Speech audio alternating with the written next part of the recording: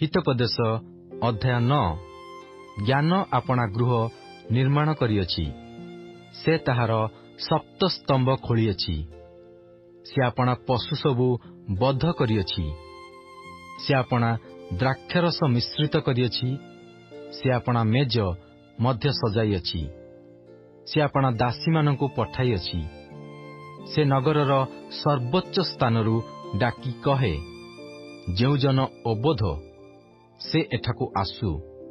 ପୁଣି ଯେଉଁ ଜନ ନିର୍ବୋଧ ତାହାକୁ ସେ କହେ, ଆସ, ମୋହର ଭକ୍ତ୍ୟ ଭୋଜନ କର ଓ ମୋହର ମିଶ୍ରିତ ଦ୍ରାକ୍ଷାରସ ପାନ କର। ହେ ଅବୋଧ ଲୋକମାନେ, ଅବୋଧମାନଙ୍କର ସଙ୍ଗ ପରିତ୍ୟାଗ କରି ଜୀବନ ରକ୍ଷା କର। ପୁଣି ସୁବିବେଚନାର ପଥରେ ଚାଲ। ଯେ ନିନ୍ଦକକୁ ଶିକ୍ଷା ଦିଏ ସେ ଆପେ ଲଜ୍ଜା ପାଏ, ପୁଣି ଯେ ଦୁଷ୍ଟକୁ ଅନୁଯୋଗ କରେ ସେ ନିଜେ କଳଙ୍କ ପାଏ। ନିନ୍ଦକକୁ ଅନୁଯୋଗ କର ନାହିଁ, କଲେ ସେ ତୁମ୍ଭକୁ ଘୃଣା କରିବ। ଜ୍ଞାନୀକି ଅନୁଯୋଗ କର, ତହିଁରେ ସେ ତୁମ୍ଭକୁ ପ୍ରେମ କରିବ।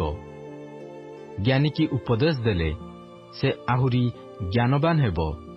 ପୁଣି ଧାର୍ମିକକୁ ଶିକ୍ଷା ଦେଲେ ତାହାର ପାଣ୍ଡିତ୍ୟ ବୃଦ୍ଧି ପାଇବ।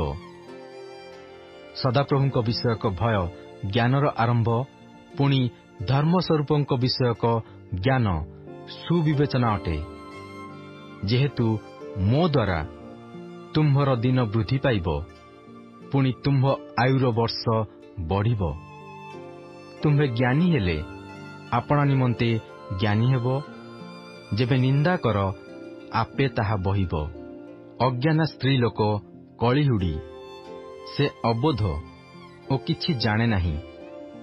ସେ ଆପଣା ଗୃହଦ୍ୱାର ନିକଟରେ ଓ ନଗରର ଉଚ୍ଚ ସ୍ଥାନରେ ଆସନ ପାରି ବସଇ, ସେ ନିକଟ ଦେଇ ନିଜ ନିଜ ପଥରେ ସଳଖେ ଯିବାର ପଥିକମାନଙ୍କୁ ଡାକି କହଇ, ଯେ ଅବୋଧ ସେ ଏଠାକୁ ଆସୁ। ବୁଦ୍ଧିହୀନ ଲୋକକୁ ସେ ଏହି କଥା କହେ, ଚୌର୍ଯ୍ୟ ଜଳ ମିଷ୍ଟ ଓ ଗୋପନ ଅନ୍ନ ସୁସ୍ୱାଦୁ। ମାତ୍ର ସେହି ଲୋକ ଜାଣେ ନାହିଁ ଯେ ମୃତ ଲୋକମାନେ ସେଠାରେ ଥାଆନ୍ତି, ପୁଣି ତାହାର ନିମନ୍ତ୍ରିତଗଣ ପାତାଳର ଗଭୀର ସ୍ଥାନରେ ଅଛନ୍ତି।